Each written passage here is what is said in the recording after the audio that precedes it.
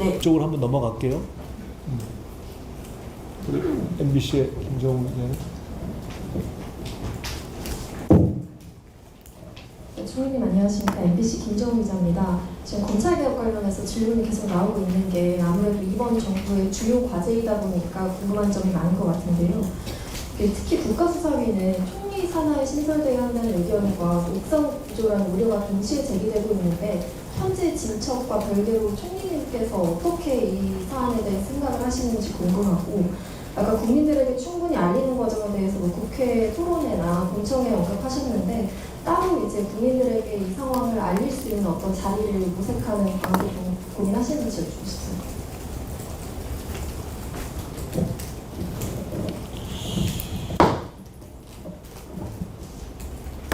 이게 참 어려운 게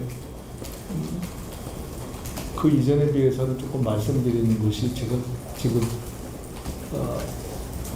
개인으로서 어떻게 생각하느냐라고 질문을 주셨는데, 개인으로서 답하는 것이 적절한지는 잘 모르겠습니다만은 개인으로서 답을 하고 나면은 좀 뭐라고 할 수도 있을 것 같지만 그래도 개인으로서 답을 하겠습니다.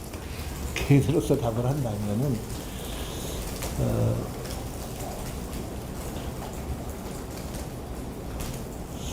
국가수사위원회가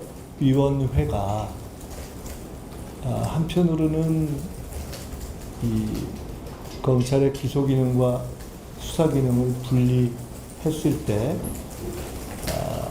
총리 산하의 국가수사위원회에 예를 들어 중수청을 두거나 또는 어떤 수사기관 간의 여러 가지 소관 문제에서 생기는 문제를 조절하는 기능을 두면 어떠냐 하는 취지로 처음에 제기된 것으로 아는데,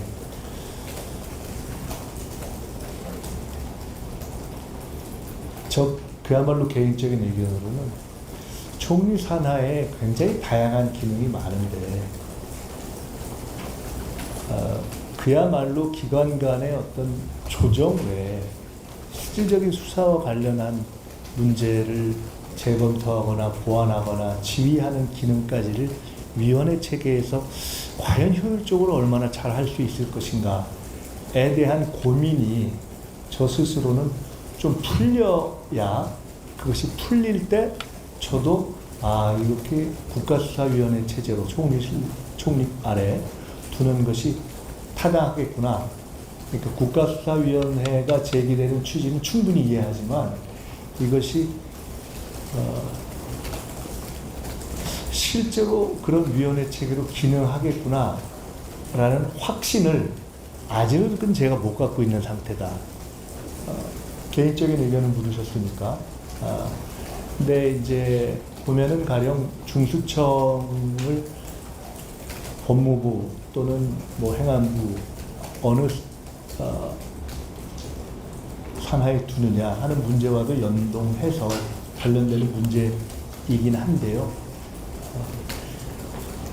그런 여러 가지 문제의 해법의 하나로 국가수사위원회가 애초에 안으로 제기되어 있는 것이고, 그 굉장히 유의미하다. 다만 실제로 그것을 그 총리실 하나에 둘 수도 있다는 입장에서 제가 보면서는 이것이 위원회 차원에서 얼마나 실질적으로 기능을 하게 될 것인가 라는 문제에 대해서 좀 고민이 된다.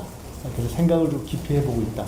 이런 것도 하나의 토론의 영역이 될 수 있겠다. 이렇게 생각을 합니다. 아까 어떤 방식의 토론이 있을 수 있겠냐라고 질문을 주셨는데요. 역시 가장 적합한 방식은 그래도 입법을